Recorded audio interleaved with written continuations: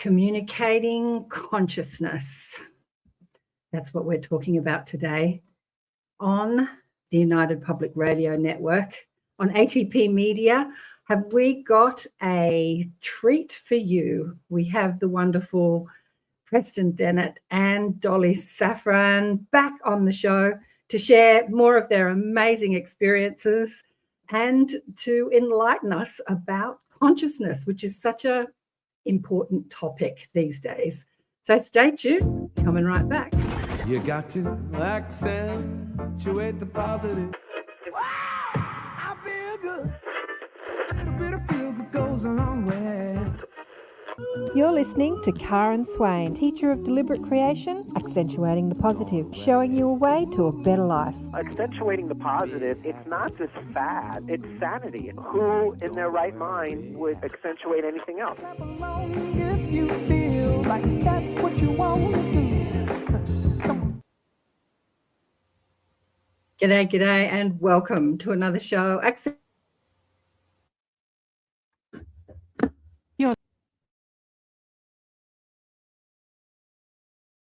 You're listening to ATP Media, Awakening and Expanding Consciousness with Karen Swain on the United Public Radio Network and the UFO Paranormal Radio Network on 107.7 FM and 105.3 FM. Syndicated radio hitting about 120 countries and streaming on 8 platforms.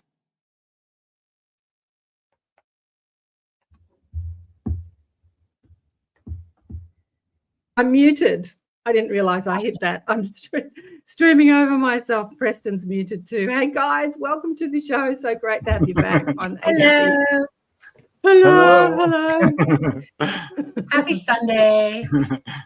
Yeah, happy Sunday to you, and happy Monday to people on the southern hemisphere. It's great to have you back on the show. I think that this is an important conversation. We've got your audience and my audience all saying hello. I want to say hello to Preston and Dolly's audience from the Lightgate.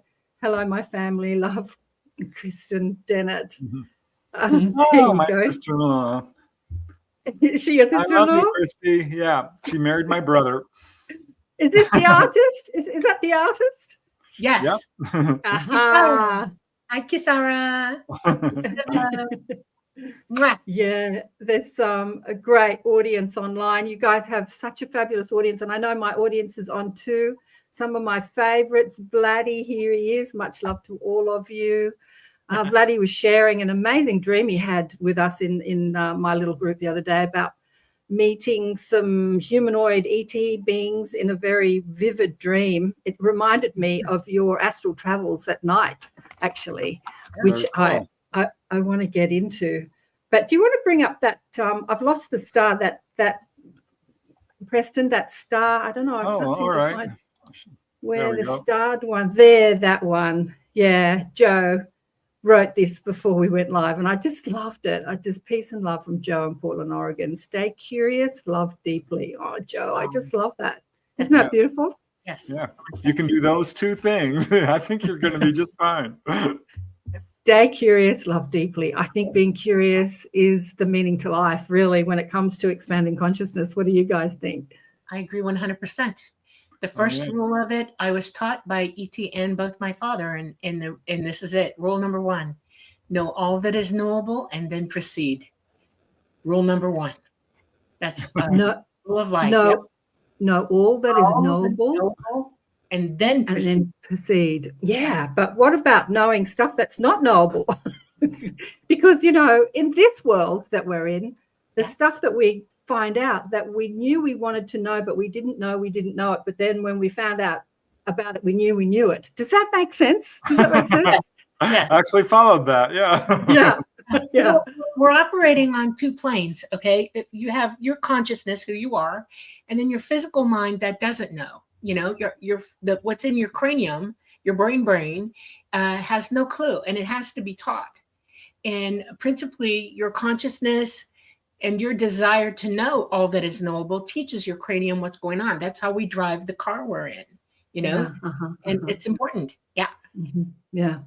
I remember when I was reading books when I was young, Mostly the Conversation with God books, which was teaching us about how we're creators of our reality and teaching us about consciousness. And I think the Conversation with God books, and this is something I want to talk about with you guys, was really kind of marrying our religious dogma, our religious ideas, because society over the past few thousand years has been gripped by the dogma of religion, and bringing it into a more spiritual understanding and talking about how we create. And I remember reading it, and you know, before I read it, I didn't know that I knew this stuff, but when I read it, I knew that I knew it, but I didn't know it. But yeah, it's stuff like that, you know, like, and I think that these books exist because as we move into a more multicultural, more cosmic society, we have to meet our star brothers and sisters with a similar consciousness, with a similar intelligence.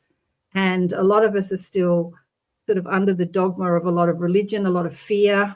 You know, I'm sure you've seen it, you guys, with, you know, when you're talking about UFOs, especially you, Dennett, when you put Dennett, Preston, when you're putting out all that UFO stuff, the comments about, you know, if it's the devil's work, if it's alien, and have you kind of encountered that?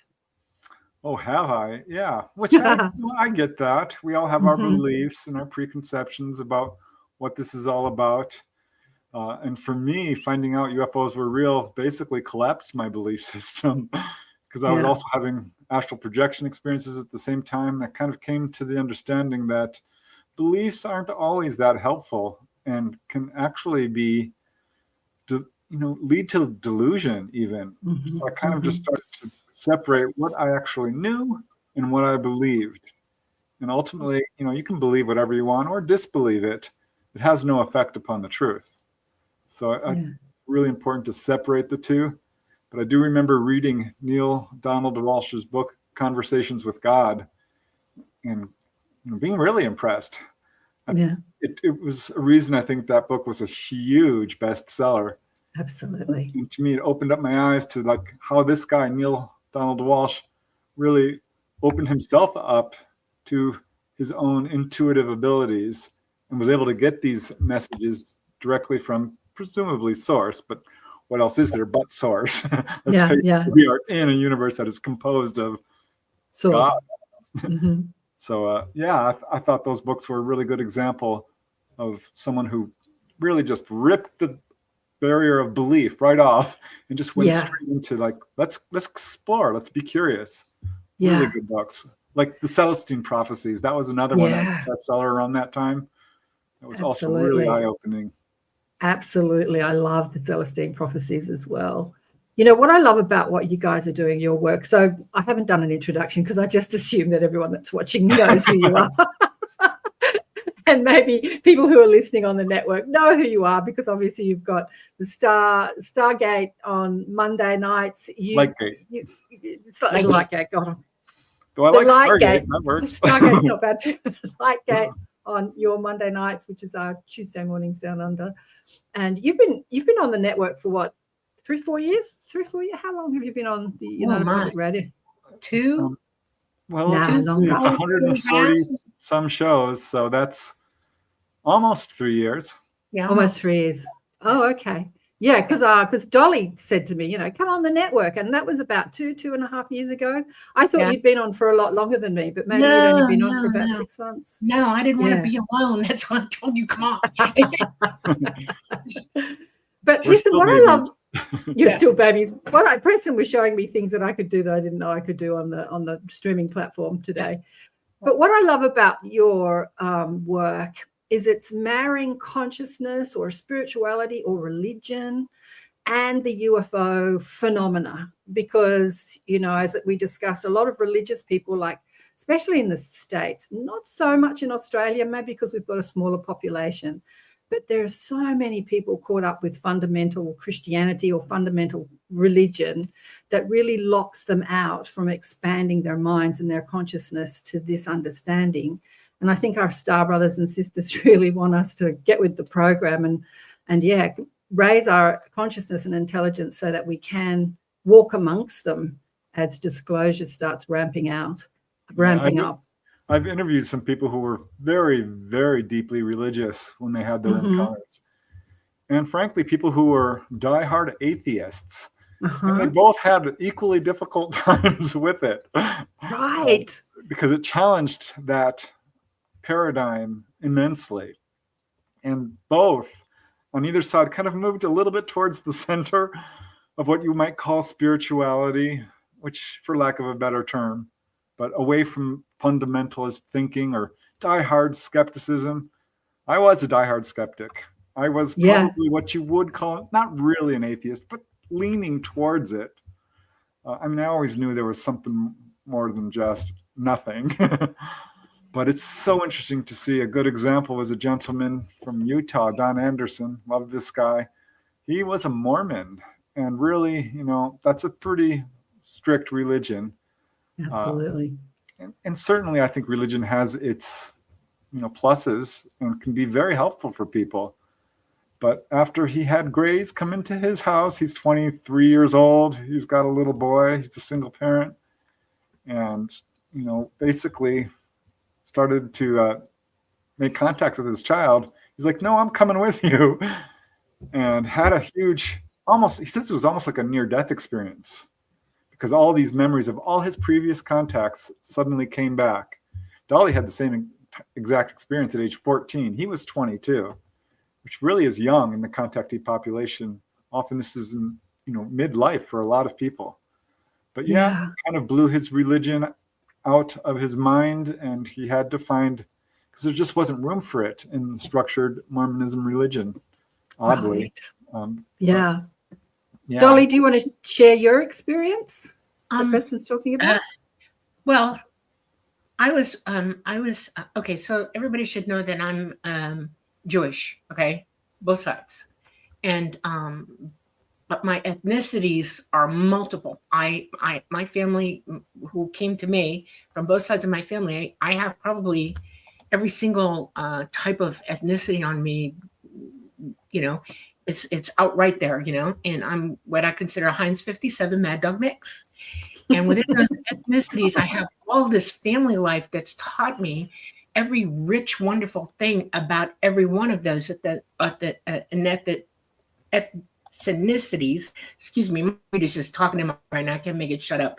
And it is difficult when you're that mixed to see a difference in yourself. I always came at my thinking, or my genetics literally kept me part of the total whole. There's never been a separation for me in anything, whether it's ethnicity or religion or any of that. And when I was very young, my father said, you need to study all religions. You need to understand what everybody's saying. And you need to understand from a scientific point. And he wanted me to see all sides of it. And funny thing, ET was doing the same thing to me. They do not practice religion, and they do have God, but they call God the All Mind, and there's a reason for that. And so I grew up outside all of it, but learning all of it at the same time from everybody.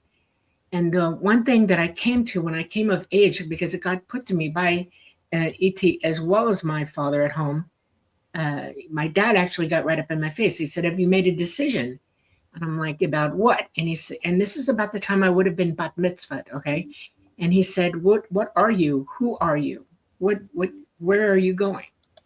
And I said, oh, I know what you're asking me. And I said, I am probably not a believer, but a follower of the precepts of Buddhism.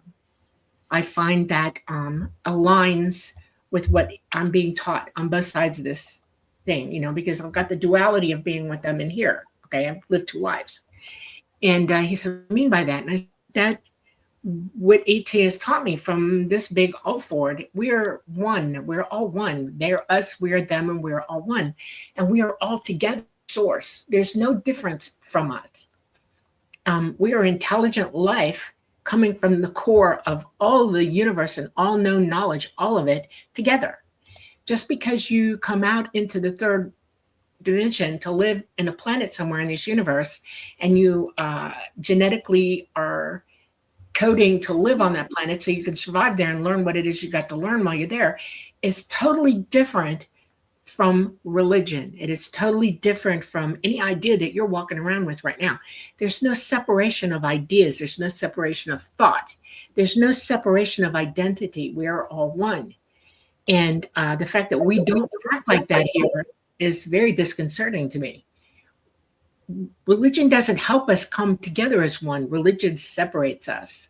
It causes us to war with one another. It helps us to not use quite clear thinking, or our sentience goes out the window. Our sovereignty as individuals is out the window. We have no sovereignty over ourselves, which you're supposed to have. That's what autonomy means. Yeah.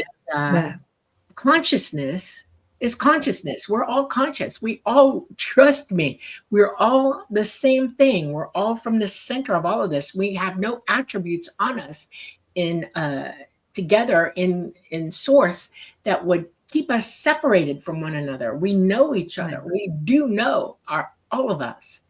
And I thought, you're going. You thought for a long time. Sorry, go on. Yeah, that consciousness is the most important thing that we can develop while we're here. It's one of the number one attributes we should attain for, knowing that who we are, what we are made out of. Because your body it's not who you are. It's a vehicle that you're walking around in while you're here. But once you leave this body, you're going back to source and anywhere else you want to go. So what gives? Do you know yourself? Do you know what you're thinking, your consciousness? Your physical brain only knows itself. It's walking around trapped in the globe of your skull, and it can't think past it. And it's without the driver, it's helpless. And we're walking around with helpless brains because we're not connecting to consciousness like we should. Yeah, that's the basis of all ideas and thought. And at the center of it is our willingness or unwillingness to hear the truth.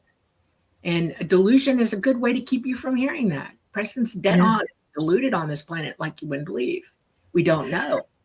And Preston, I just want to say to you, if you spot comments that you want to bring up, bring them up. You know, I'm happy for you to bring up the comments.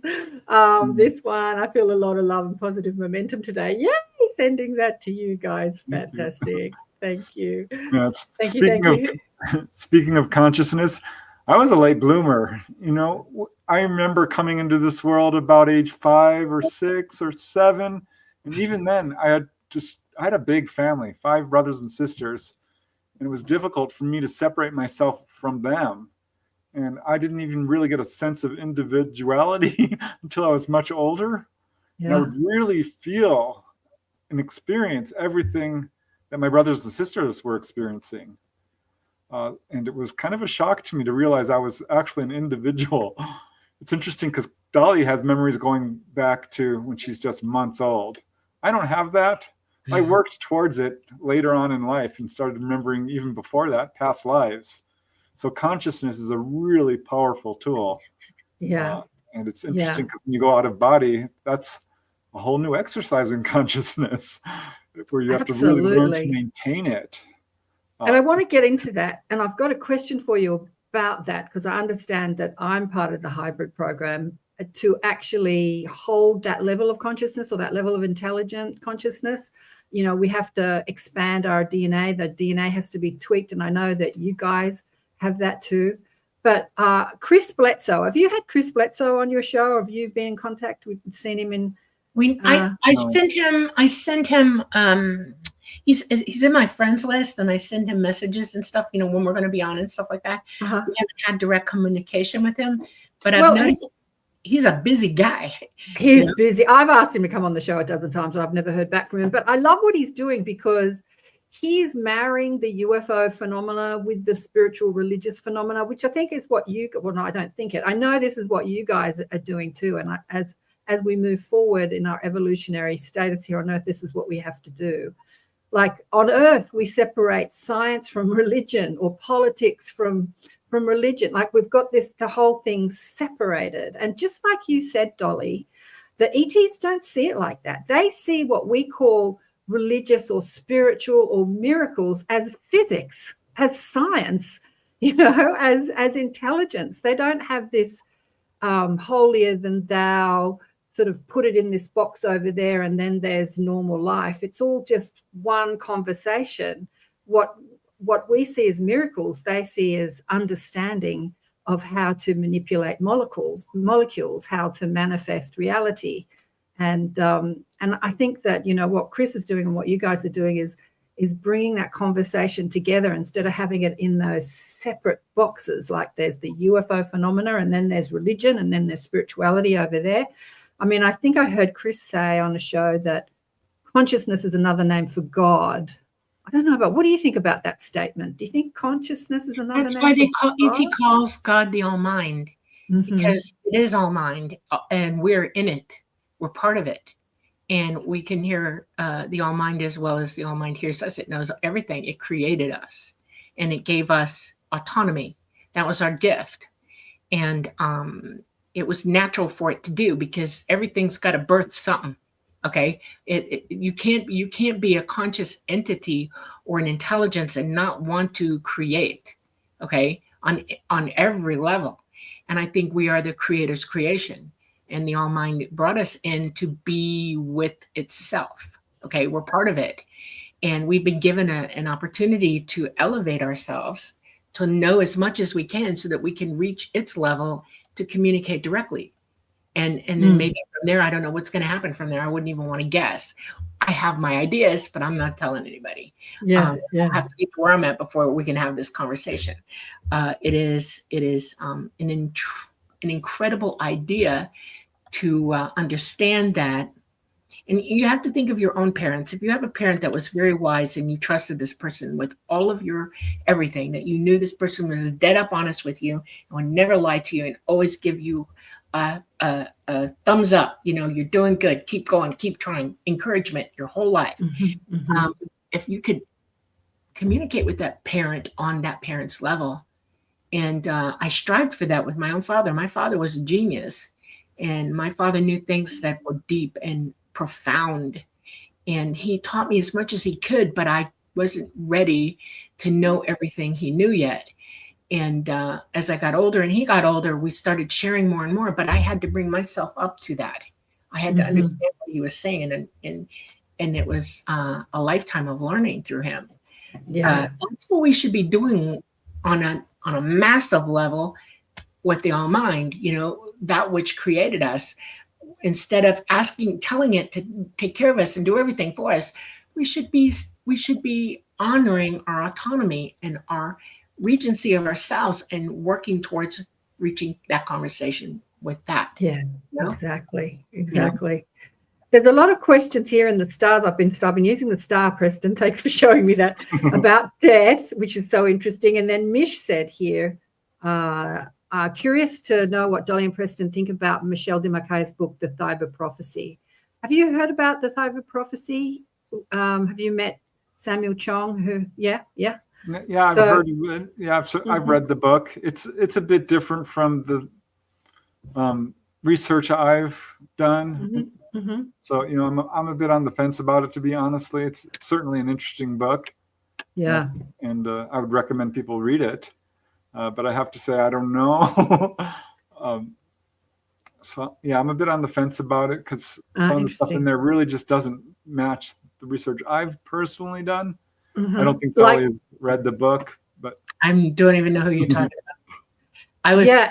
It was a book that was written by a French Australian guy. He was originally from France, settled, moved to Australia, and had a nursery up near Cairns in Queensland. And in the 80s, he was taken by 9-foot hermaphroditic ETs to a 9th category planet, and he was shown around their planet, and he was told a lot of things about the origins of Earth, actually, and how, just like you said, Dolly, how like the parents, how they're overseers of the evolution of this planet. He was told about how different species of humans got to the planet, how they came from other planets. He said that the yellow people and the black people were the first people here, like the blacks and the Asians, and then later the whites came. And it's an intense book. It goes into a lot of information, I probably haven't been steered toward that book for a reason then. I'm going to make a point. We are not different species. We are all human. Every last one of us through the universe. If you're sentient, walking and talking, and you have the 5 points of sentience, physicality. You're human. We're Homo sapiens sapien here. ETs are Homo sapiens something else. But we're all connected, though. We all have the same DNA. There's no difference in any of us. We're not a different species. We're exactly the same thing. And that's what I keep trying to get people here to understand. I want you to hear me, because if you're thinking species, yes, there is a human species, but there are not different human species. That does not exist in reality. Okay, the science of species is we're humans, there's canines, felines, fish, primate, birds, all of that. And those are different species. I probably used the wrong word, species. I meant different cultures, different, I know, I like hear it every day. white, black, Chinese, what do you call that? Not species. But we're not that. We have different ancestries. skin. We have different skin colors. So does ET. We have different ethnicities. And the only reason we have different coloration on us is because some of us need to be, as we're in hotter environments and there's more sun, we need more melanin. Okay. If you have yellower skin, which I do, I'm part Asian, seriously part Asian. It is, I'm also Turkish, you name it, I got it. Okay. It's because we live in a climate where we developed that ethnicity, those colors and those genetic turn-ups in our DNA to protect us in the environments that we're in. Our bodies will protectively mutate to carry us through whatever we're living in.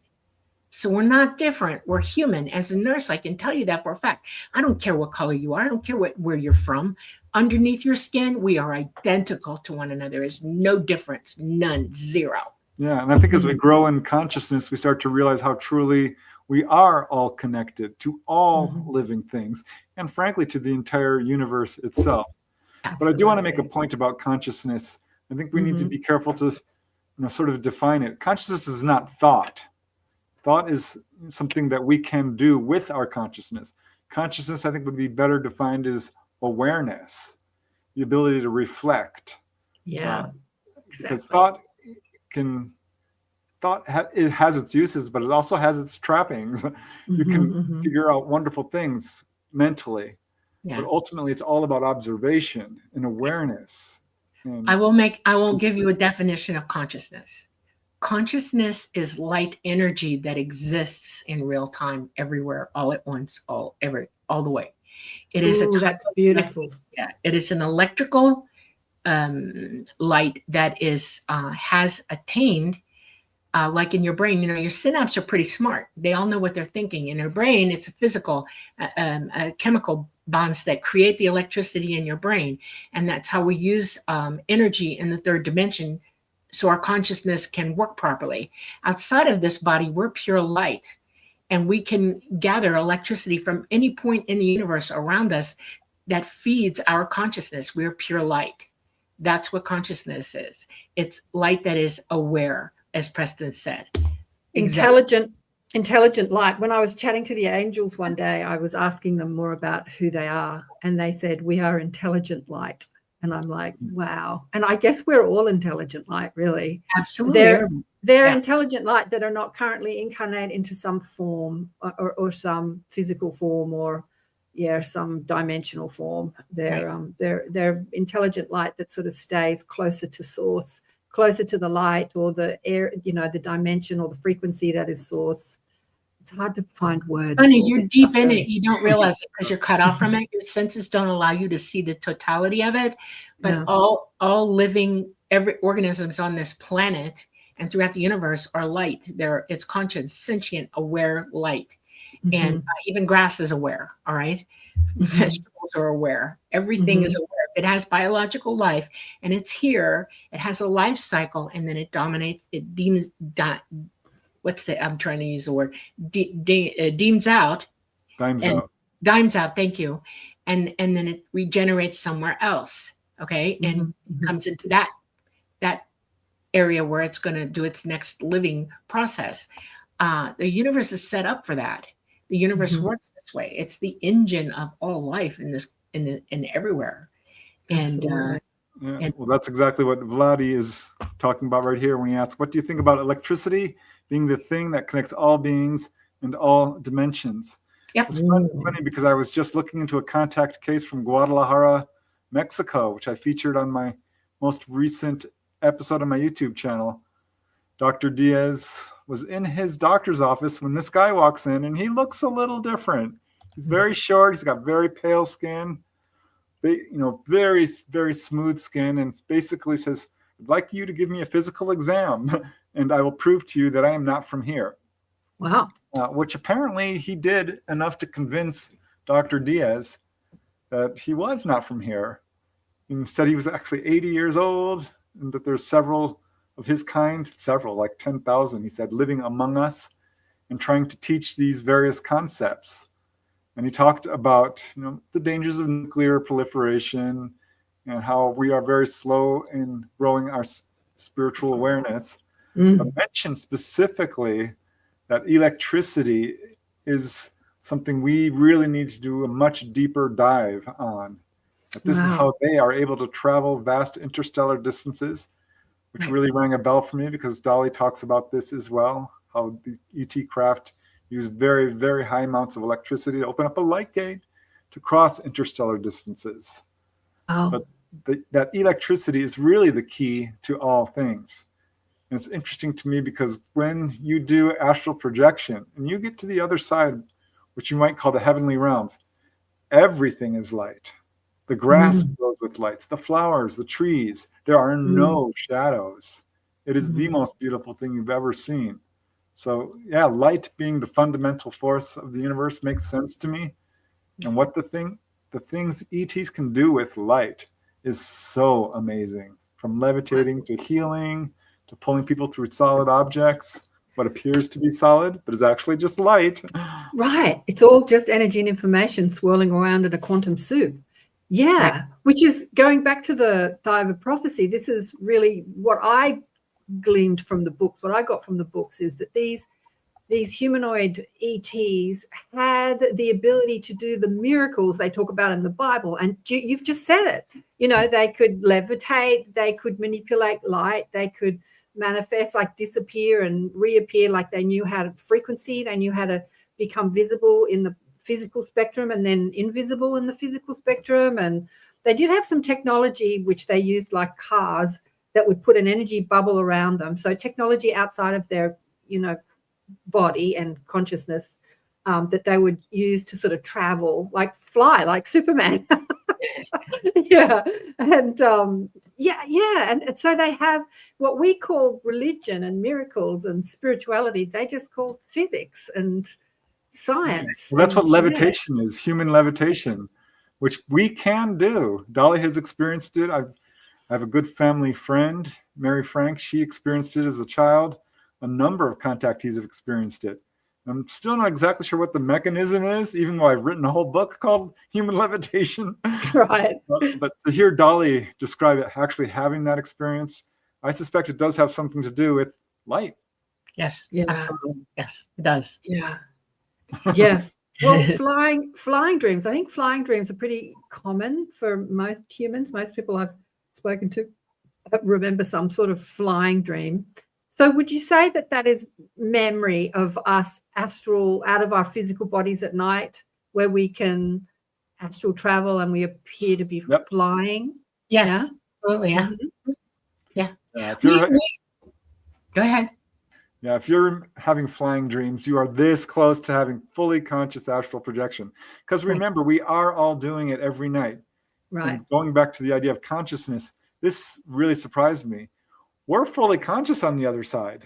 Even if you're not aware of that you're having astral experiences. You are, and you're directing it, and you're having a good old time, but you come down and you forget it like a dream.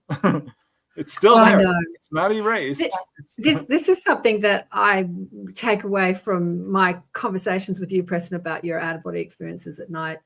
And I've said this to you on other shows, and I'm going to repeat it, is that when you meet your relatives, both dead and alive, from our understanding, dead being that they have finished their incarnation on Earth, and then some that have not finished their incarnation.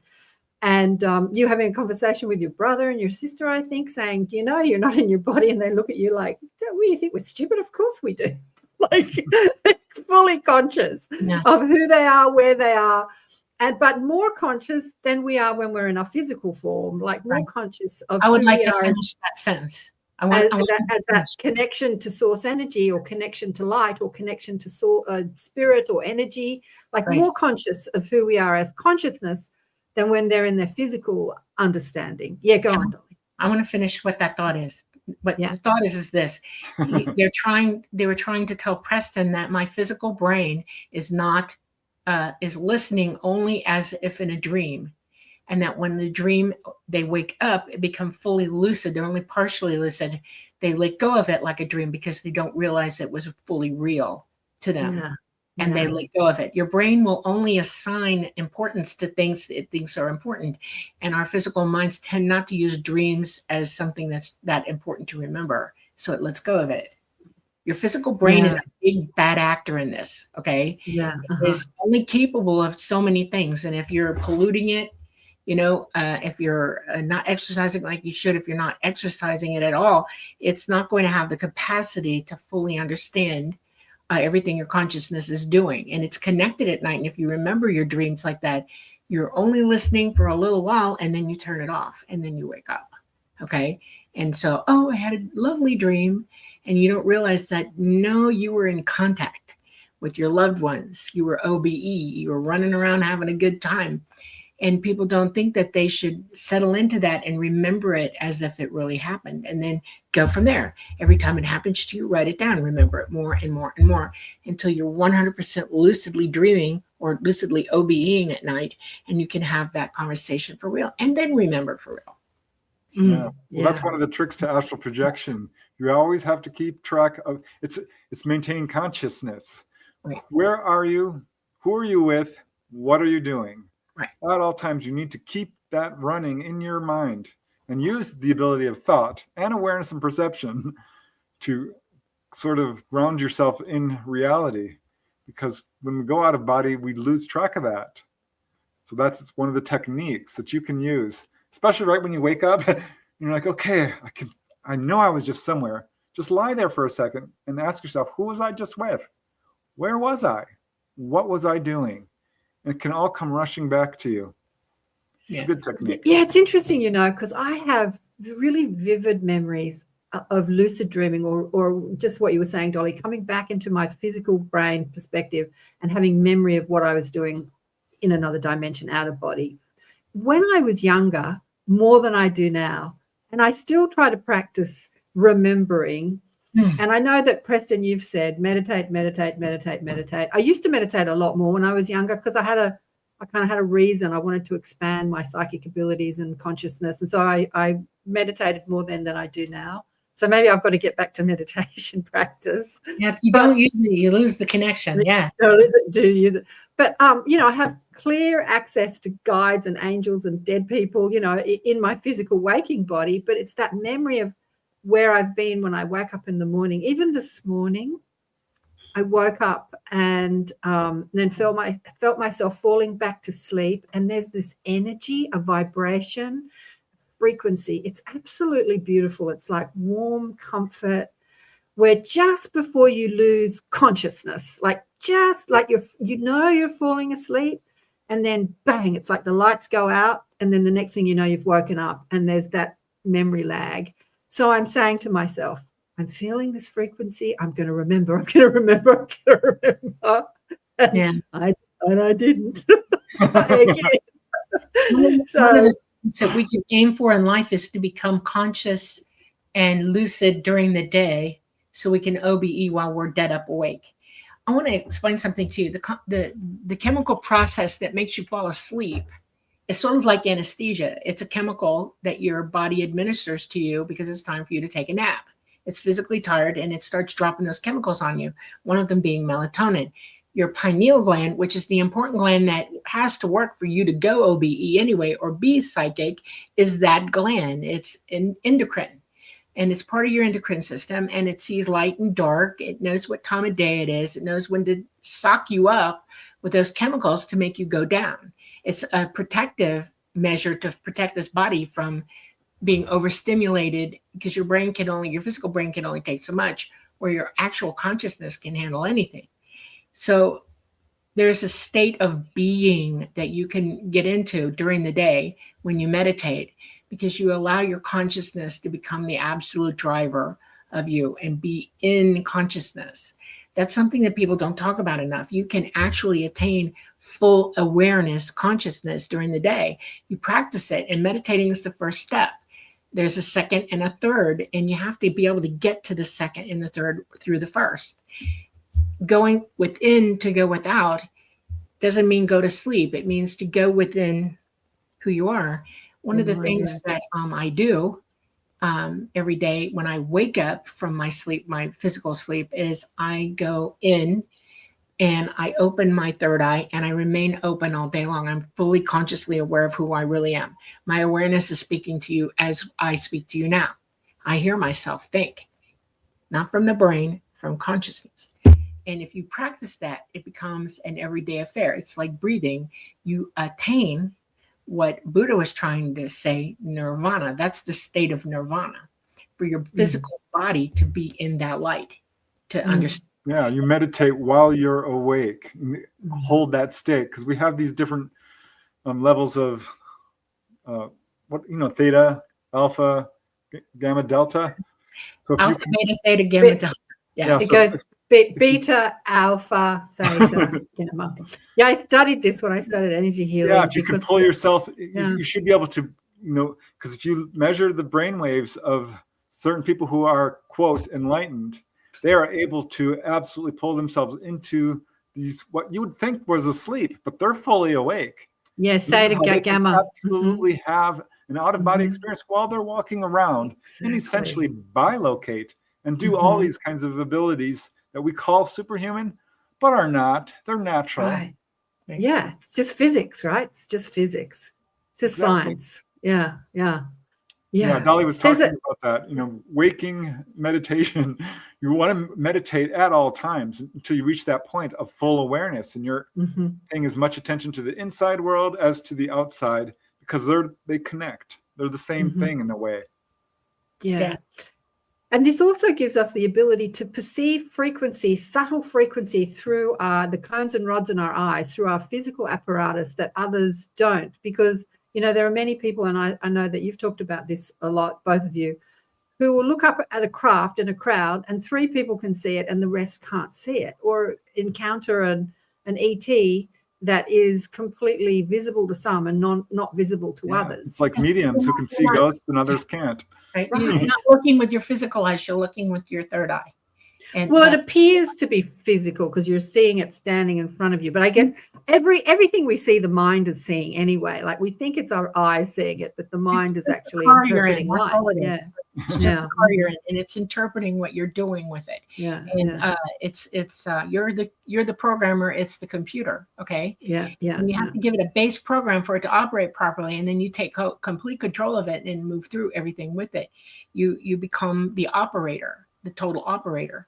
And so when I look at you, I see everything there is to see, all energy around you all at the same time. I hear your frequency, your mind. You have a very unique frequency. I see your physicality. I can hear what you're thinking. I feel what you feel. It's a thick soup to be in everybody all at the same time. That way, once you get comfortable walking through it, you're okay. A lot of people, they say, "Oh no, it's too much. It sucks the life out of me." No, you lit it. That's not how this is, because you can become energized by it as well. When you hit negative energy, all you have to do is walk away from that. And most negative energy, once you reach full consciousness, won't come near you with a 10-foot pole.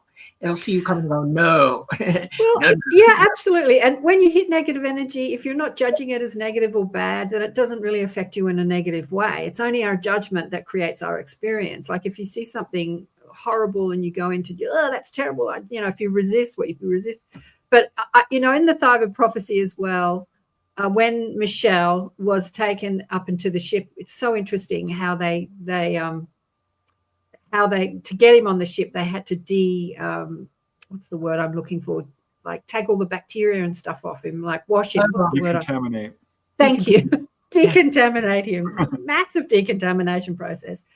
but they did something to him so that when he was on their planet, he had the ability to see auras. I suspect that that's what you're talking about, Dolly. He could see people's energy field. He could see the colors in their auras. But when he came back to Earth after his experience, that turned off. And Samuel, who everybody else, yeah, it's like, you know, your children, your baby, when your baby's born, you hold your baby. Your baby takes 6 months to realize it's not still part of you. Okay, it doesn't see itself as singular. It's still part of mama. And if you try to take a baby away from mama, they freak out. It's like, no, okay, very bad juju there. We shouldn't take baby away from mama. Mama's the most important thing in its life. You carry it for 9 months and you got 6 more months to go until it realizes I'm a separate person from you. And it's like that with all consciousness. When you're with others that are in that soup together and you're in consensus with one another, communion, as Whitley Strieber describes it, everybody's giving everybody energy at the same time and they hold you up. They've got the volume turned so loudly you can't help but hear it. Okay. When you walk away from that, when you walk outside of that, you go back to being you.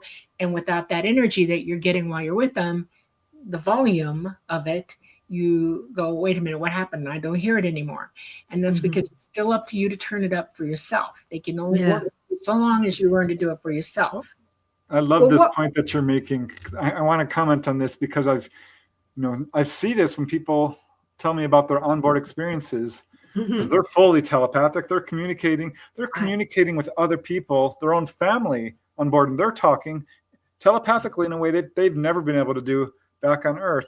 There are accounts of people being able to do telekinesis and levitate, and they're thinking, oh, the ETs are doing. No, it's you who's doing this. And then they come back, and this is when they might experience levitation or telekinesis. I've got a number of cases of this personally and certainly in the UFO literature, where people will reach for something, comes right to their hand, right after a contact experience. Yeah, because that is you doing it because holding energy from it. Yeah. Yeah, it's so amazing. Cool because we should be able to do all of this. And yeah, it bleeds out, kind of settles down pretty quickly after contact experience. But if you can maintain it, you're there. Yeah. But it takes a certain level of intelligent consciousness to be able to maintain it. Like, so getting back to Michelle, so when he came back, he didn't have the abilities that he had on the ships and on the other planet. He couldn't see the auras and be telepathic and all that stuff that you were talking about, Preston. But just like you were saying, so Samuel, who is continuing, because Michelle's since left his body, he's continuing the promotion of the book, he wanted to meet someone on Earth that could do that. Like, I want to meet someone that knows how to see auras. And he found this woman in Australia called Judith Collins, who lives like an hour and a bit down the road from me in the country, and came out to meet her. And he introduced me to Judith, and she's amazing. I've had her on the show many times doing aura readings. She is absolutely amazing. She lives in the country, so she's not so bombarded with everyone's auras. But she, as a child, said, I just wanted to turn it off. So in order to have those abilities like the ETs have, we have to learn how to cope with it because we have to learn how to cope with it, and it's overwhelming for many. And I mean, obviously she has the ability now to turn it off and on. She says to me, she will never read my aura because we're friends now, and she never reads friends. She said she only, I'm like, oh, okay. But so to have that ability to turn it off, because it can be completely overwhelming, especially with so many. I was listening to someone talk about, just walk down the street, you hear people's thoughts. Everyone's bitching and complaining. Like, there's so much negativity in our thinking on this planet. Yeah, I would get that coming back from an OBE. It would be very overwhelming. You go to work and people would start talking to me and their words would come out jumbled because they're thinking something else. And that's what I'm picking up. And no, it wasn't always pleasant because, people don't always have the nicest thoughts. Yeah, that's right. I can see why that would be very difficult. I mean, just walking down the street listening, which is what I do, listening physically to people's conversation, they're usually bitching about another person.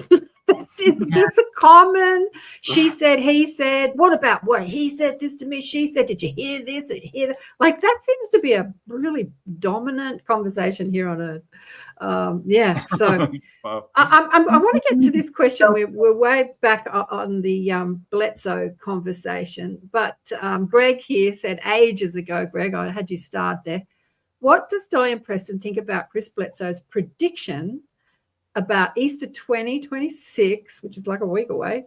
Everything he's been saying for the last 12 years coming true with this war, etc. Do you know what the lady that he sees this lady, which he equates to the feminine principle or creative principle, the Holy Spirit or the Hathor energy or the Isis energy or the Mother Mary energy.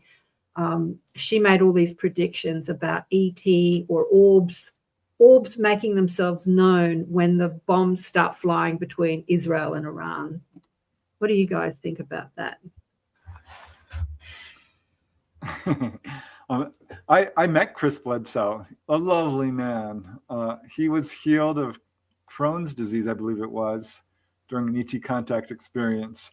I do know he's also a religious guy. He is. And I think that perhaps some of his experiences are perceived through the lens of religion, which is understandable because we all do that. Whether you think you do or not, you are perceiving reality through the lens of your own belief system. Which, is perfectly fine. I am not a religious person, so it's hard for me to sort of relate to some of what he's saying in terms of Jesus coming back and this sort of thing. But I'm very interested to see what comes of these predictions. I'm wary of predictions. Yeah. I really am, because there's a lot of them and often they don't come true. Absolutely. And it could be more of a symbolic thing. People perceive an awakening, and it could be just sort of an awakening that's of spiritual awareness, perhaps, rather than an actual, second coming or something along those lines. But I always like to put them kind of on the back burner and watch it very closely, because it's exciting, and we'll see. I mean, a week away, but I don't know. Well, the prediction was that ET would make themselves more known because they would intervene in the war, and we would see that intervention. Dolly doesn't agree at all. No, better. They are not here. They're not coming back here for a long time. And this is... okay, I'm just going to say it. I have to be honest with you. I'm not going to sit here and beat around the bush. A lot of people aren't going to like what I'm going to say. That's not Dolly's style. No, Dolly, I don't know you like that. Let me get back to it. Go. You have to be aware that there's more going on behind the scenes than you are aware of. And a lot of people who seem genuine and honest in telling you things that you should be listening to are actually sheep in wolf clothing. Okay. And that's a metaphor, a religious metaphor, but I'll use it because I want you to understand that the military industrial complex global has gone to extreme lengths to create this narrative that they are operating like a movie.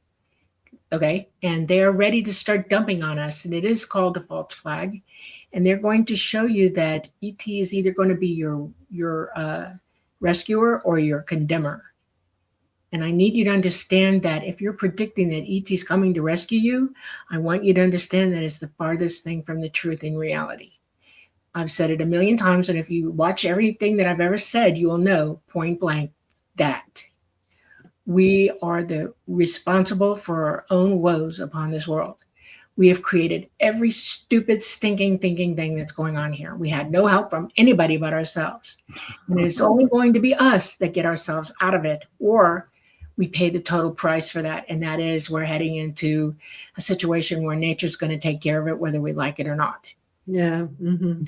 That's why awareness and reality need to get checked.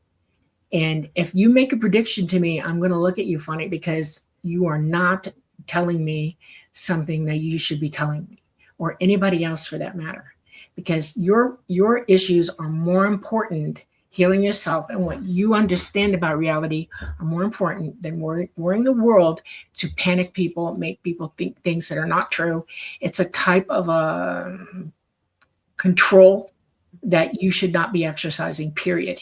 I've never made a prediction, and I never would. ET doesn't predict. And it's because we are all in control of ourselves. We are autonomous beings, and we're responsible for ourselves. And they, like parents, warn us that we're idiots and we should think about this, but they're not going to raise their hand to fix us. We have to do it for ourselves. So I have to say, having showcased, New World teachers for the past 20 odd years, I have heard a lot of stories of people who are now in their 70s, 50s, 60s, 70s, who even as children had angels or ETs or spirit turn up and show them probable realities of Earth and talk about, you humans need to get your act together because this is what could happen. And I call them probable realities because there are different timelines. And even on board, maybe, Preston, you've heard this too with your research, people going on board ship and them showing like probable realities of a future time. I would call them possible possibility. I'm not sure that I would call them separate timelines or anything like that. But they are absolutely very concerned about how we are treating ourselves, each other, and the planet, and this planet. And we'll show it in very vivid detail because it's not hard to see some of these outcomes that we're heading towards. And they are very good at that. And we can do that too. Dolly and I did a whole show with Caroline Ayadarola about precognition. And Dolly and I had a big discussion. She's like, well, precognition is really not the word you want to be using. Cognition would be a much better word. Awareness. Because, you can kind of get a glimpse of the future. It's not the future as you think of it. Things. Your consciousness has no boundaries on it. It's interdimensional. It sees everything all the time, all at once. It is not locked in the third dimension. It's living with you right now in this physical world, but it is mostly supersedes all of that. And if you're warning yourself about something or worried about other people and it's worried about it with you, it will tell you things. Because you're not listening 100% all the time. You don't have full awareness. You think it's precog. No, it's not. Your consciousness is going, hey, you need to understand that this is going to happen if you don't pay attention to it. That's what it's doing. And we have control over what that is. Well, that you should pay attention to it because it is going to happen. Right. Yeah. I'll give you I have to say, I never do prediction stuff. There was a lady, a beautiful psychic lady, talking about the Earth rift, which other people have spoken about, like a big sort of earthquake that will affect a large portion of the world. And she predicted, she gave a date, and it was like the 18th of February this year. I told my little tribe, because, around Southern California somewhere.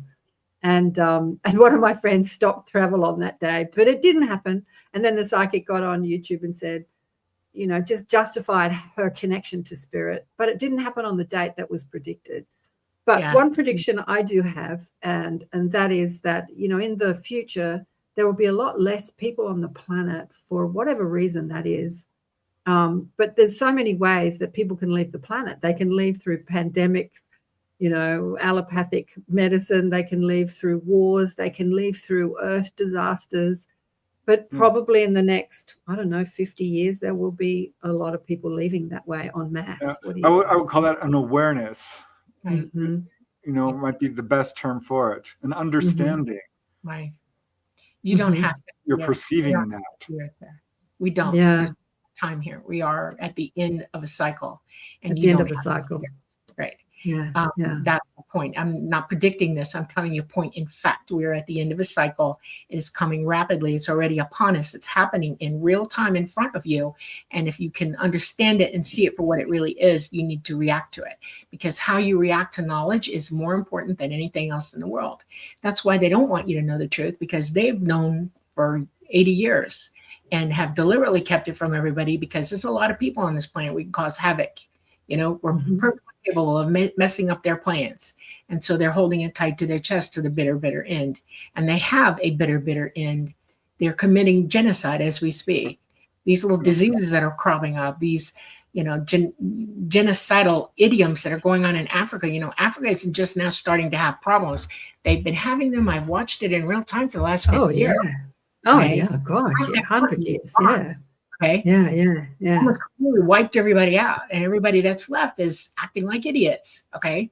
This is not good, and it's headed for everybody else now. And you have to be able to see that people are losing their minds, and it's because it's being controlled to happen. And it's another reason for getting conscious. So I want to get back to some questions that came up that I starred, thank you, Preston, at the beginning. Because when we started talking about consciousness, so Carly says, still can't wrap my head around death. Yeah, there were quite a few questions around. It's a strange system, isn't it? Death. We're going to be here death. for a while. I'm certain we'll experience something after death. So yeah, as humans, we think that this human experience, is the only experience, and yet ET understands. They are multidimensional, and they understand death. Like my guide said to me when I said to them years ago, "How do I help? What do I address?" And they said, "Well, the thing that causes the most suffering on your planet is your understanding of death. When you understand death better, you won't suffer so much." It's a misunderstanding. The word death is absolutely a bad word. used. I don't like it. It's called transitioning. You transition from this body, and your energy goes somewhere else. You're transitioning. Okay. And you don't die. That's the point. We don't die. There is no death. It doesn't exist. Religion created death to control you. So quit it. No, it's transitioning. And when you're ready to lose this body and walk out of it, that's what you do. You walk out of it. And if you could remember what you're doing at night while you're sleeping, because your consciousness isn't going to lay there with you all night long. It has things to do and places to go and people to meet. And it does. And if you open up that line to it and understand that you're doing all this, that you really are an entity, and this is just a car you're in, your life will go much better for you. And because what's the point of living if you're just die? I had to bring up this thought. Honey, don't tell Trump death is a transitioning, because then he'll never die. I thought that was funny. There's a lot of funny comments, which I keep missing because there's so many comments. We don't die. It's interesting. When people talk about genocide and war and pandemics and earthquakes and floods and fires, and everyone's all upset because there's so much death. It's like death is what we get so upset about when this stuff that's happens. The control factor telling you this is a horrible thing, and it is just people leaving their bodies. That it doesn't matter how you end here, you're going to. And the fact is, when you're born, you're going to meet that moment where you leave here, and you don't know how many days you've got until that happens. You don't know how it's going to happen. You weren't promised a rose garden here at all. Okay, you didn't come here to have a cushy, soft, protected existence here. You came here to get dirty. You came here to get wet. You came here to get pain. You came here to get cut and to get diseases and all this other stuff, while you're trying to educate yourself and live and become more than you are. It's the hardest classroom you can be in this place. And if you don't teach that to your children, they grow up thinking that they're owed everything. They refuse to believe in anything. And then they become little tiny monsters walking around trying to figure out what it is by causing pain and suffering to others while they're walking around scot-free. No. We need to teach people exactly what death is, because actually it is something that's pretty much inevitable. Right. And it's not a horrible thing. It's not a tragedy. It's just a life event. And actually, it's tremendously healing, because you get a new body. You get to review all the things that you did in your life. And in fact, we get this opportunity every single day, because sleep is often been called the little death.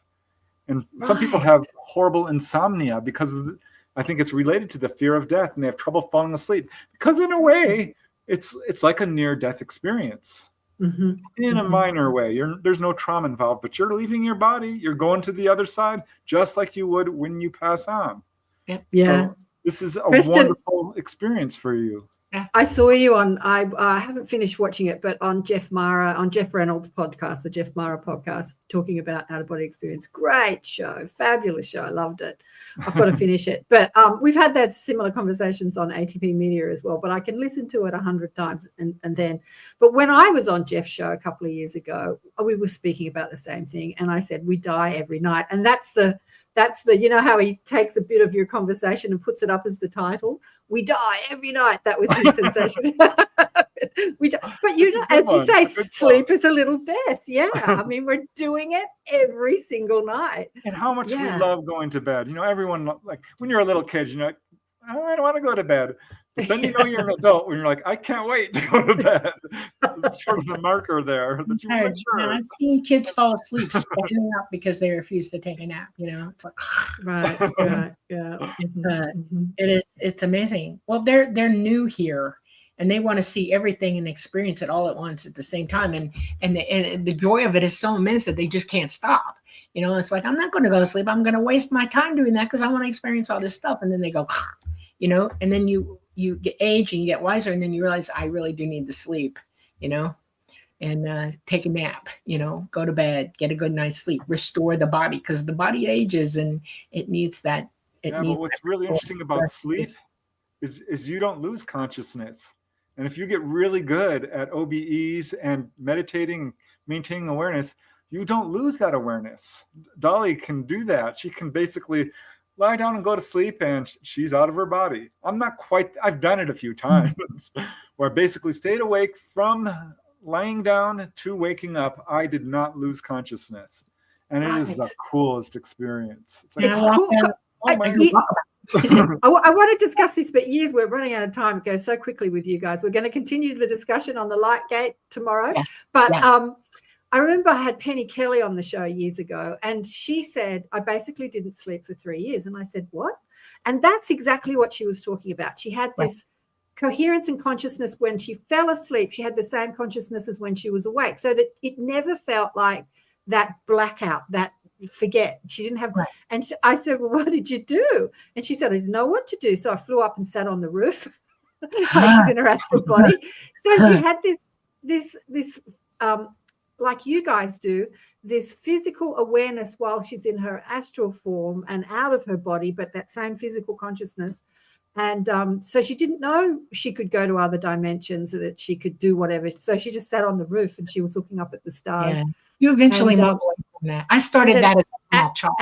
And a craft came, a light craft came and said, hey, you want to go for a ride? And so she went off and played with some ETs. But she doesn't talk about that so much these days. She gets more political. But yeah, so she said she didn't sleep for 3 years. And then obviously after 3 years, that sort of turned off.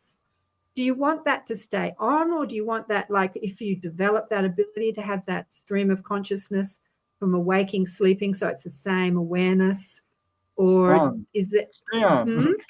What? It should stay on. You know, there's a series of books by Tom Brown, who learned from an Apache scout stalking wolf. He tried over and over again to sneak up on that man when he was sleeping. Get real close, the guy would just sit up and turn and look at him and smile, because he was awake. He taught Tom Brown how to do all these amazing things. I recommend his books, Tom Brown, look him up, The Tracker. So amazing. It's a real wake-up call for me. Yeah, we can do that. You don't have to lose consciousness, because you're really not losing consciousness anyway. And we know this from sleep studies. They put those little... Yeah, your brain's gone. You're still fully conscious. Yeah, your brain actually, okay, so you know you got a pineal gland, and it transmits and it receives signal, okay? And that's important because your consciousness is signaling to your brain all the time. And once you open up that conduit, you know, I'm going to call it a conduit. It's just you're attaching to yourself. And once you do that, you're aware 100% of the time. Not to do that makes you confused, perplexed, lackadaisical. You start wandering around going, what am I doing? You know, and that's no good place to be. And once you reach that consciousness level, you don't want to give it up. Living with me, Preston, has realized that I am totally 100% on all the time. And I know everything all at once, every day. I can speak to other entities. They speak to me. I know things. We just had some like weird people out. I can work with you on anything at any time, you know, for any reason whatsoever. When I'm doing my daily life, like we had to make plane reservations to go to Canada. We're going on the 31st. And when they were talking about it, I was just talking about it. And before we got to the point where they said, make the reservations, I was already doing it. The person goes, what are you doing? I said, I know what days it is. And he goes, no, we don't know what days it is. And I said, yeah, I know what day it is. So it's from March 31st to April 3rd. Okay, but they had only decided to do one day, and it was going to be they were talking about March 31st to April 2nd. But I made the reservations to the 3rd. And then the more they talked with us, the more they realized that we needed the extra day. So it all came back down to the 3rd. And well, I already made the reservations. So just send it to him. And he did, you know, with a boom, boom. This was in a 5-10 minute time frame that I did this. And it's because I'm aware of what's happening. I can hear them thinking and talking as well as us. I can connect to any conversation that I'm in with anybody from any distance, anywhere at any time. And so I already know what you're going to decide to do, and this is what we're going to do, and I do it. And it freaks people out when I do it. They don't get it. I'll be in a car with I'll go back to, we were going to Guy, and the guy was driving us, the driver. I won't tell you anything we talked about, but one thing happened. We're in the car, and all of a sudden I said, listen, where do you live around here? Because I knew it was the next exit. And he goes, oh, yeah, that exit, that's where I live. Yeah. And he looked at me in the mirror and went, you knew that, didn't you? And I was like, yes, I did. Oh Dolly knows. Dolly, I'm Yeah. just going to ask you, when you get passionate and you beat the table because you're passionate, it's hitting your mic and we're getting this bouncing off sorry. your mic. I won't do that That's anymore. okay. Lots of people do that.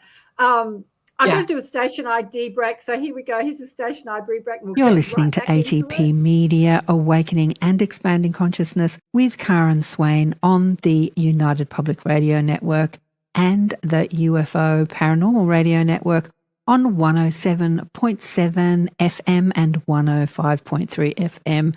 Syndicated radio hitting about 120 countries and streaming on 8 platforms. And we're chatting with the wonderful Dolly Safran and Preston Dennett today. Yay! 2 of my favorite people, all about consciousness. And again, my favorite topic, and merging our dogmatic limiting beliefs, conditioned beliefs, merging or expanding them into the idea of who we are as conscious beings and what's possible when we understand that, and we understand how to have sovereignty over our consciousness or have that awareness. And we've got a big, we've got Preston and Dolly's audience live because we're streaming on Preston's YouTube channel too. Our physics really, our psychics really telepathic. I almost married a fellow Canadian, Denmark. Anyway, they're all chatting amongst themselves. Yeah. Are psychics really telepathic? Great question. Who wants to answer that? Preston, you know. Okay, well, yeah. I mean, the real answer is we all are. And you can see this in society when there's like mob behavior, or there's a thing in science called mirror neurons. Mirror neurons. You see somebody getting hurt, you can feel that pain. It's sort of a scientific way of explaining telepathy. Or when there's a big tragedy like the Challenger disaster, everyone wept. You know, we all felt that. That was a feeling that just swept through society. Whenever there's a worldwide event. Princess Diana dying was when I really saw that, or Lady Diana. Exactly. I couldn't believe how the world was crying. Like Mother Teresa died just before her, just up, and not as many people cried as they did over her. And that amazed me how the world wept. And I didn't cry initially because I'm like, we didn't know her personally. Why is everyone so upset? 2 days or 24 hours later, I was weeping like with the rest of them. Very good example. Yeah. And we can learn a lot from animals as well. Our dog Duchess, very psychic. It's amazing to see when we are planning to go outside, you can very quietly put on your shoes, not make a sound. She will come running. She knows. Yeah. It's amazing how aware animals can be. They did a study with this. There you go. Yeah, that study. Go on. Yeah, there was a study where they would have the animal's owner, or, you know, I don't like that term, but we'll call it that. Guardian. Far from the house. Good one, guardian. And would be coming home. The animal knew before they were coming around the corner, before they could hear the engine of the car. This wasn't a predicted thing, you know, where they come home at the same time. The animals would go running to the door because they knew, they had an awareness. They had that conscious ability. We have that conscious ability too. We can learn this because animals are doing it. We see this with babies. Cats are looking at spirits all the time. You know? Yeah, absolutely. Absolutely. And Kara says here, my son refuses to look at certain things. When he does, he sees certain things. He says he can physically feel pain. I think you're talking about other people's pain. He physically feels other people's pain. Yeah. This is I a can't common. watch people boxing on TV. It's too much for me. Mhm. I won't watch horror. Absolutely. Yeah. Absolutely. Psychic means that all your senses are at play. You have psychic senses that mirror and are exactly the same as your physical senses. We have sight, we have sound, we have touch, we have taste, and we have, hearing. Okay. And psychic means when you're OBE, you have all of those senses in play. They operate. It's the same thing. And so when somebody's in pain and you're in that energy field with them, it's going to hit you like a ton of bricks. You're going to feel it. When I was a nurse, that was one of the reasons I was so good at triage, because I could feel where you hurt without you telling me. Okay. Yeah. And I would zero you for that and start doing my triage toward looking at what that situation was. I was very fast at it too. You can turn the volume up and down on that. In other words, if I'm feeling intense pain from somebody else, I will shield. It's not really a shield. I just turn the volume down on it. I look at you and I go, okay, I'm with you. Don't think I'm not. And I turn the volume down so I can deal with you. It becomes more important to heal them at that point. I have every message in the world that you're in trouble right now. And yes, we're going to deal with that. Yeah. And we all have that ability. And it's amazing how much of that ability we're actually walking around with. It's synonymous. It's part of the equipment, Yeah, exactly. Yeah. This is another what's the word I'm looking for? I'm falling over my words today. Misnomer. Misnomer, thank you, Dolly, that we need to clear up as we evolve into intelligent conscious beings, because the understanding has been, oh, you're psychic, you're special, you're different, you're a starseed, you're an empath. We give labels to everyone. Right. And just like you guys are saying, everybody is. I've been saying this ad nauseum on my show over and over again. Everybody is. It's said in the Seth books when I read them in my early 20s. Yeah. You're all communicating telepathically on Earth. You couldn't drive on your roads if you were not. It's just that we're all doing it all the time. We're just not aware that we're doing it. And but I remember, I think I was about 26 when I read that, driving and like being aware that I knew what people were going to do, like being aware of what I knew, being aware of stuff that I was aware of that I didn't know I was aware of, coming back to that awareness. Yeah, bringing that awareness into your conscious understanding instead of it being an unconscious awareness. But we're all doing it all the time. It's just bring your awareness. The trick is listening. I was once in an intersection. I was in the back seat. My brother was driving, and my sister-in-law, who was in chat, Christine, was sitting in the front driver's seat, and we were next to this giant truck. And the light turns green, and Christy turns to Mark and says, "Beware of red light runners." And he's like, "What?" And doesn't go through the green light when whoosh, this car comes barreling through. I started laughing hysterically because I love it when this stuff happens. It was so cool. I'm like, "Christy, oh my God, how did you know?" And she's like, "Yeah, exactly. She was listening. Yeah, exactly. Which you do really well, Karen. Because you're very intuitively connected. Dolly, I tell you what, with your audience, you've got such a great audience. It's a multitaskers. Like I'm listening to you, I'm listening to Dolly, I'm reading the comments. it's like it's a real multitasking exercise, isn't it? Being on this show. Oh gosh, awareness. No. When you see me look down, it's because I can't see it on the monitor. It's too bright for my eyesight. But I've got my phone on dark, so I look down and I'm reading the comments on my phone. Oh, you can read them on your phone. Yeah. But being on radio was something. I remember when I first went on radio, God, how old was I? I think I was 50, maybe late 40s. And I first went on community radio where you didn't have a producer. So you have to answer the phone, do the panel, put on ads, put on music, adjust the volume, have a live guest in front of you. And as a psychic, talk to my spirit guides all at the same time. And I thought, there's no way I can do this. But it's like we are amazing. Yes. And being on this StreamYard and doing this in our, in our third act, as we all are now, it keeps your mind, agile. It keeps your mind busy. It keeps your mind agile to be able to multitask like this. It doesn't make you mentally lazy, and it keeps your awareness too. Because we're running out of time. Anything you guys want to get in before we finish this show? We'll continue the conversation tomorrow on the Light Gate, Oh, as absolutely. I said. Yeah, I want I'm so everybody to excited. do an experiment tonight. Okay. I want you all to Okay, do great. what we're talking about here. Okay. And before you come on with us tomorrow, I want you to feel this one out for yourselves. I want you to go meditate tonight. I want you to think about what it means to be aware and who you really are, and make contact with yourself. And to do that, you have to let your physical mind go silent during meditation, and then listen for yourself to talk to you. Have that voice. They describe it as the still small voice. That's you. And make contact with yourself, and let's have a conversation about conscious conversation. And that's what you're employing when you do that. So that's your homework for tonight, y'all. And we'll talk about it tomorrow. How's that?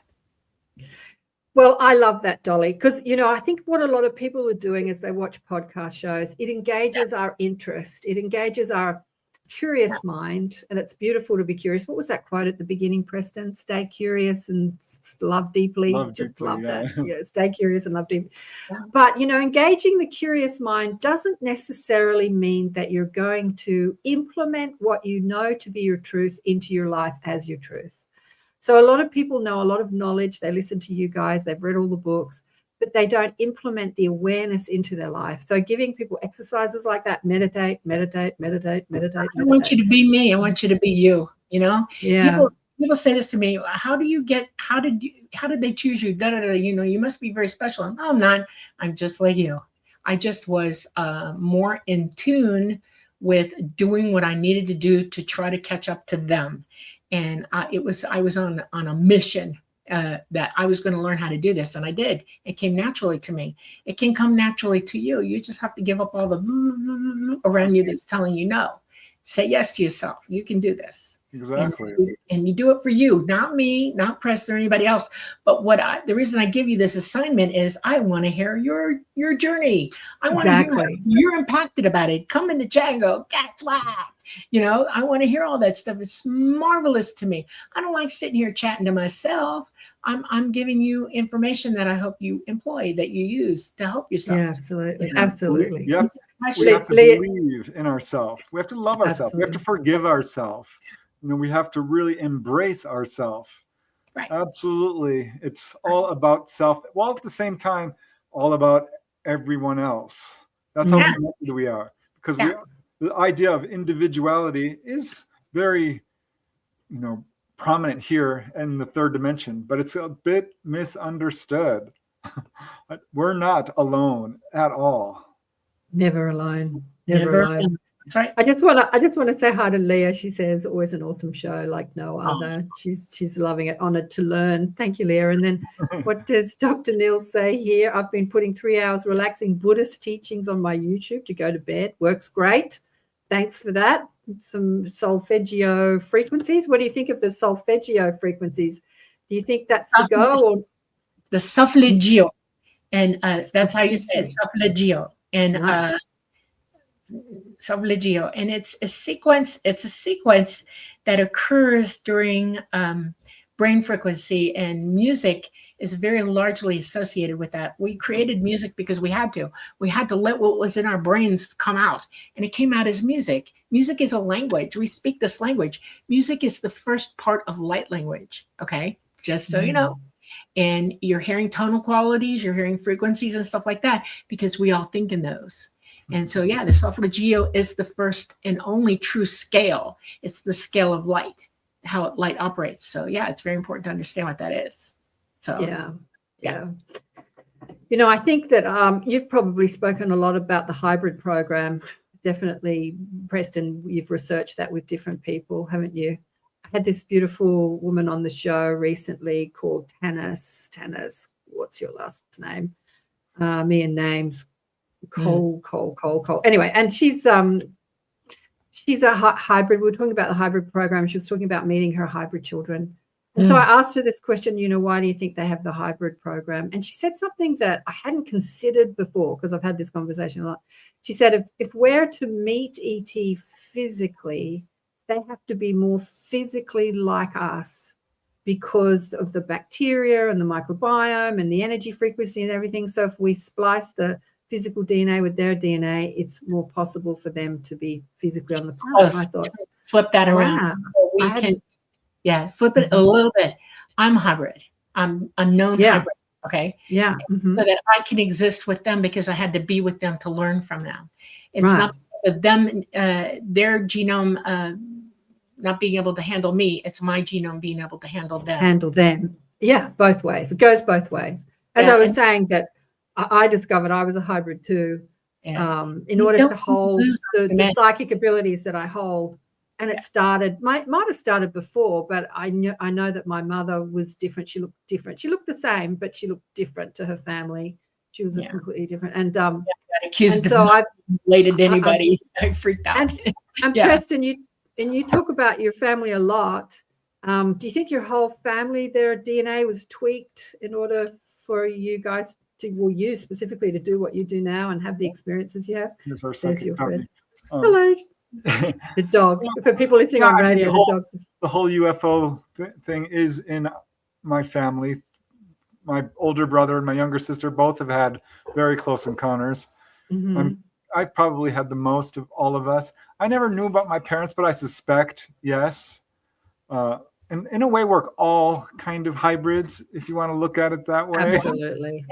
But we don't understand genetics. And I really like how Dolly talks about this, that we have all the genetics of all life in our own. The template of all life is within us. So if we could even begin to understand genetics, we would definitely have a great leap forward in understanding all of this. Right. Yeah. But I think that eventually everyone's DNA will come online to do what, great psychics and seers and telepathic and OBEs, conscious OBEs do now. It's just that some came before the others, right? Some came to show and to teach this is what's possible, and then the others will sort of catch up, right? Yeah, well, we live in a society that rules us. Okay. And we go through periods from our generations where we're under a thumb, and ET's like, okay, we need to get some people to come on board and help drag them out of this stinking thinking. And they do that. I love that stinking thinking. Like Buddha, and Krishna, and Shiva, and Jesus Christ, and everything. And Leonardo da Vinci, Michelangelo, other people, are teachers, and they've helped us enlighten us, and they're very close to that. They're gifted so that they could. So, Well, again, I'm going to go back to the Thyroid prophecy. 3 minutes to go. Because this is what they said about Jesus. They said there were two Jesus. They said that the virgin birth Jesus, the one that was born to Mary, DNA was tweaked so that he could be a seer and a teacher. But then the one that was crucified on the cross, his whole physical form was manufactured by these ETs, and he had a much more extreme, what's the word I'm looking for, DNA complex, so that he could perform the miracles that were performed. So that's over 2,000 years ago, again, coming to show what's possible for everybody. This is like where we're going. I feel like Jesus's teachings were for our time now, even though he was on the planet 2,000 years ago, telling us we could do all that he has done, like levitate, water into wine, raise the dead, all that sort of stuff. As I say to the ETs, that's an everyday occurrence. It's just science and physics. It's not the, holy God. It's just physics. And we're just starting to catch up 2,000 years later. We're just starting to catch up now. What do you reckon? I'm so glad we have 2 hours tomorrow. Maybe we can do a whole Q&A, because I see all kinds of questions stacked up in the chat. I know. Because we're going to need the 2 hours to really cover this. But we're going to get back into it tomorrow on the Light Gate. Lots to talk about. Yeah. And I just want to reiterate, when we talk about spirit and divine and Jesus and Buddha and Krishna and ET, we're talking about the same phenomena. It's all the same thing. It's all consciousness. It's not in separate camps. It's just all expansion of consciousness. We're trying to help one another, and we do it through self-actualization, self-realization, self-knowledge.